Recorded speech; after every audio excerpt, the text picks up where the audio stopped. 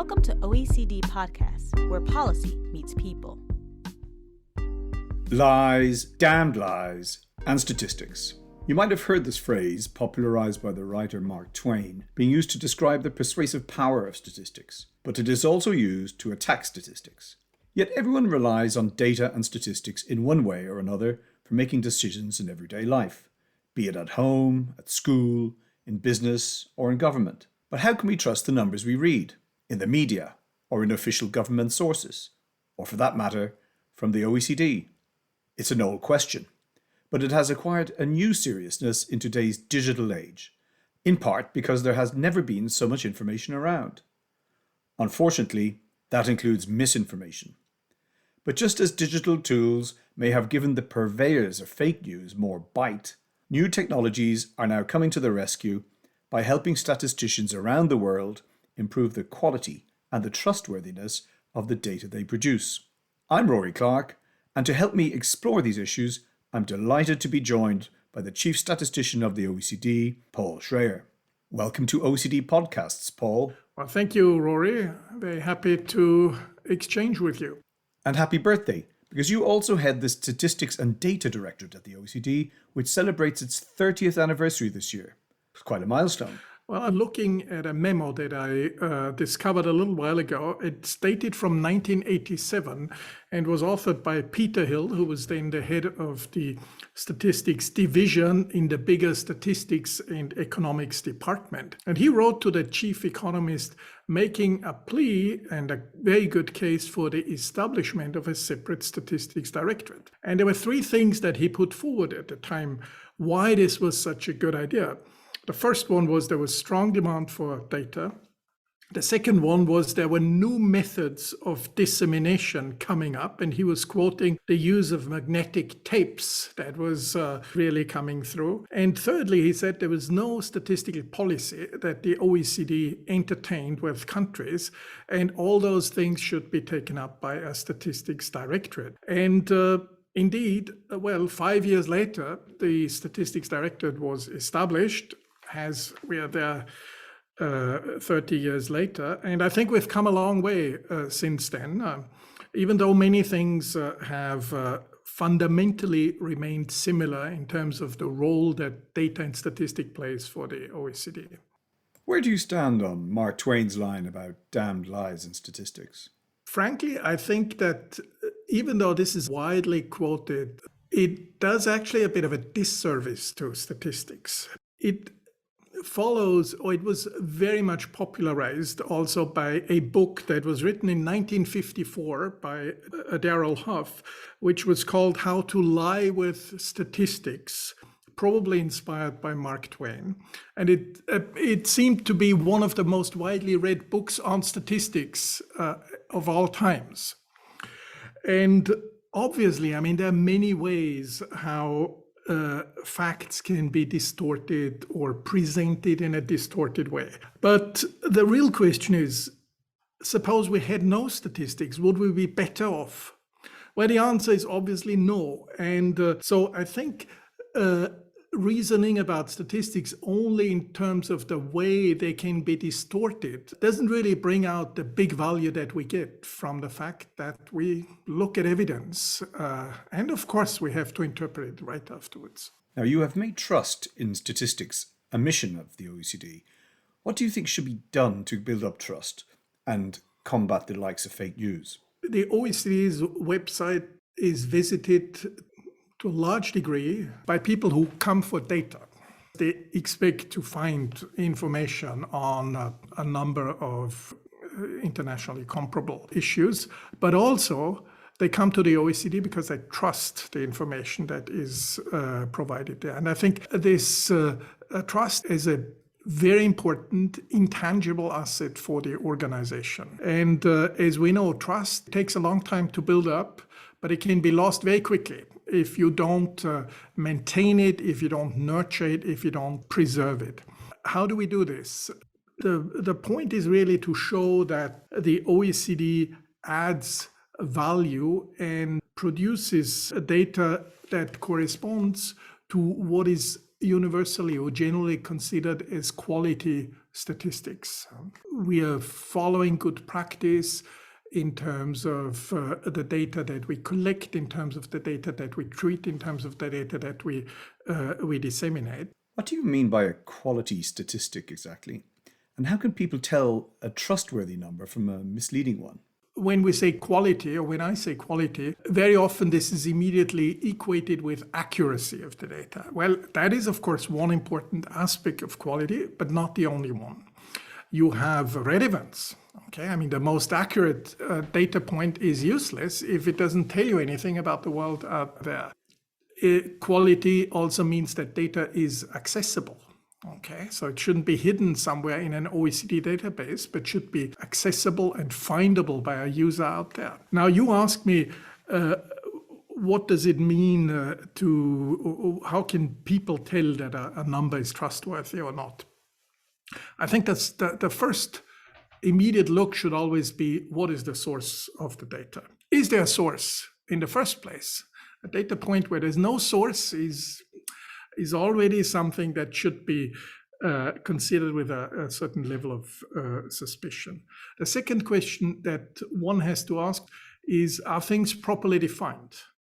Or are these just notions that are thrown around without any clearer indication what exactly is meant by the statements that are put forward? I'd like to refer to a book by Tim Harford, who is a Financial Times editor. He figures there as the undercover economist, and he has a great bent for data-related work. And he wrote a book about a year ago or so, called How to Make the World Add Up. And he devotes a lot of the book exactly to the question what the layperson or the average person can do and should do to get a good sense for quality statistics. For example, inequality is rising or has risen. Well, ask, where does this information come from? What sort of inequality are we talking about? Is it about inequality in wealth? Is it about inequality in health? Which period are we talking about? Are we talking about quarterly data? Are we talking about annual data? So digging down with the right questions tells you something about how trustworthy the statistics are or the statements are that are made. To what extent do you think the digital transformation has contributed to the spread of fake news and reinforced the need for statistical literacy? Digital transformation has accelerated and accentuated developments. That is quite clear. Statistical offices are no more the monopoly suppliers of data. Digitalization was, of course, one of the reasons why suddenly you have so much more sources that are out there. And so statistical literacy is even more important today than 30 years ago. Now, the OECD is an official source of data. It produces official statistics. What are official statistics exactly, and what makes them reliable? There is actually an even legal definition almost of official statistics. Official statistics are all those statistics that are produced and published by institutions that are part of a country's national statistical system. So these institutions typically would, of course, include National Statistical Office, but you also almost always have the central bank as a major producer of statistics. You have statistical services of particular ministries. There may be specialized institutions doing so. I don't know. In the US, you have the Bureau of Labor Statistics is part of the national statistical system. And in the European Union, actually, countries have to exhaustively list the institutions in the respective countries that are considered members of the national statistical system. They also enjoy a special position in government or in the administration in the fact that they are subject to codes of practice in statistics. Codes of practice that put forward things like the professional independence of statistician against political interference with the methodologies or data that they are producing. We also at the OECD have a council recommendation on good statistical practice, which lists those characteristics that a good statistical system ought to have. So the OECD works alongside these national statistical offices from around the world. How does that actually work? We have very close relationships with these offices. The heads of these statistical offices meet at the OECD and discuss issues of statistical policy, which includes quite a few of the things that we were just talking about. We get a lot of data from them. We also work with them to have the standards by which data are transmitted and the definitions that underlie these data harmonized across countries. Because as you can imagine, we prefer to have data that are internationally comparable. I'm wondering if you think there's enough public awareness of what goes into official statistics, especially given how good government policies depend on them. I think there's a constant effort to be made to communicate on the fact that data don't grow on trees. There is a whole history, a whole process, a whole industry, a professional way of going about producing statistics. And of course, that is closely related to the trust that people have in institutions. We need to entertain that conversation with users, alerting them to the value of the official statistics that we're using. Now, Paul, we've mentioned the information age in relation to trust and how digitalization has at least contributed to misinformation. But I presume the digital revolution has been good for statistics by helping you make them more reliable. Maybe you could tell us a bit about that. Digitalization has advanced our work in a number of ways. First, it has opened up completely new sources for statistics. When the Statistics Directorate was put in place 30 years ago, the main source for data for statistics was surveys. So, you go out, you question a household or a firm about what they're doing. Censuses, so you have a complete enumeration of the population, and other estimates, but mainly surveys. Okay. Well, nowadays you have tools that permit to scrape websites to extract information on prices for products, and that gives you additional information for your inflation numbers. You also have geospatial data. You are able to link sources now. Pollution is measured from space because you can look at the air quality through the density of particles that you find, and you can combine this with census information about the density of population. Okay, so if you know how good the air quality is, and if you know how many people live in a particular quadrant, well, you can get a very good and worldwide picture of exposure to pollution. None of this was available several years ago. It's not only the sources, it's also the way how we manage and deal with data has been greatly enhanced with digitalization. Just think of, the storage possibilities that we have, the data lakes that can be constructed. Speed, of course, dealing with big volumes of data. Statistical offices are using machine learning tools, for example, to classify responses that they get from individual firms into industry categories. So they look at characteristics, and rather than a person sitting there and allocating the responses to a particular industry group, well, this is done by an algorithm, now with a rather great deal of accuracy. And finally, the third element is the whole issue or the whole area of data dissemination. I mean, if you think of the visualization tools that we dispose of today, and you are comparing them with those even 10 years ago, you realize the massive jump that has happened there. And all that is due to digitalization. To what extent do you think the ongoing COVID-19 pandemic has accelerated this move towards digital tools, what with lockdown and working from home and so on? Quite so. The COVID pandemic has been clearly an accelerator in the digital transformation of the world of statistics. There were two reasons for that. One was the pandemic with its sort of big shock put massive premium on getting more timely and more granular data. In a situation of a pandemic, you want to have last week's data or last month's data, not the data from 2019.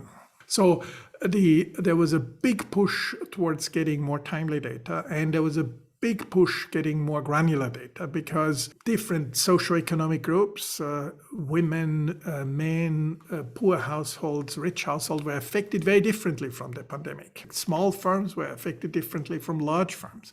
One region was affected differently from the others. All this you can only assess with the right granularity of data and the timeliness at the same time. So, well, one way to do it is to use digital tools to get at least estimates for nowcasting, so making the data as timely as possible and or as granular as possible with some of the tools that I was describing just before. The second reason was that the pandemic, of course, inhibited use of certain traditional tools to collect data. So you could not conduct face-to-face interviews anymore. You could not have price collectors going out to the local shop and put down the price quote for apples. So suddenly the statisticians were forced to think of substitute ways of getting to their information, and by using scanner data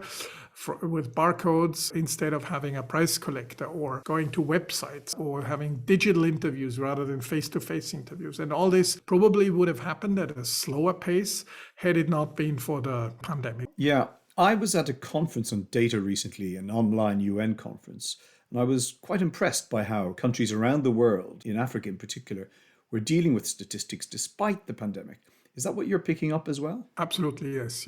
Digitalization enables completely new techniques even to be deployed more quickly to the developing world. Some sort of leapfrogging possibilities, at least. There are many opportunities there, and the various international institutions are working closely with the countries to leverage those possibilities also for the poorer parts of the globe.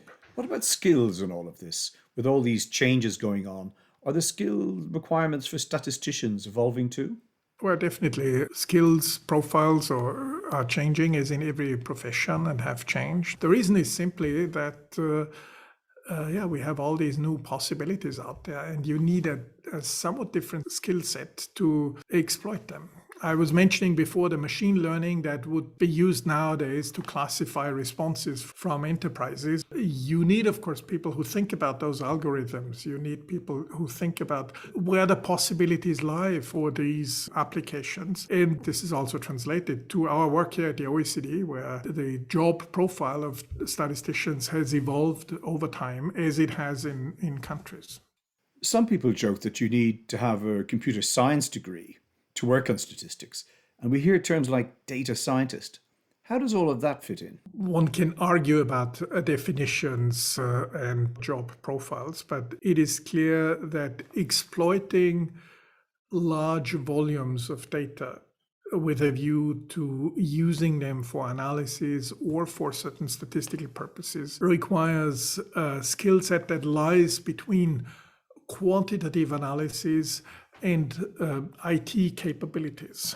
And I think this is where this profile of a data scientist comes in. But of course, we also need people who think very carefully about how national accounts are constructed. A big topic is how to characterize cryptocurrencies. Okay, in terms of assets, is this a financial asset? Which sort of financial asset is it? How do we put it in our system? Is it a non-financial asset? There's a lot of discussion around this, which is not about data science, and yet it is very much at the forefront of the developments that we are observing. What about more traditional metrics that statisticians work on, like GDP, gross domestic product, which is a standard economic indicator? Has digitalization helped OECD work on those indicators as well? We've been talking about some of the opportunities that digitalization has offered to statisticians. Well, this comes in right through here. We make it more timely data for GDP. We can use Google search to find out what people are looking for, what they want to buy, and give us an indication how consumer expenditure may be developing. Almost now casting this to last week, which is something that we wouldn't be able to do. Digitalization has many facets that make it easier to compile data for GDP, but it has also made life more difficult to produce GDP simply because it is much harder to deal with quality change, for example, that arises in digital products. Your smartphone that you buy today may cost the same as the one that you bought 2 years ago, but it's not the same phone. Your new phone can do quite a few more things than your old phone could. So it's not the same price. You're not comparing the same product. Actually, you want to quality adjust. You have to say, well, the new phone can do more. The nominal price is the same. So actually, it has become cheaper in real terms. But how much cheaper? That is the big question for the statistician to evaluate.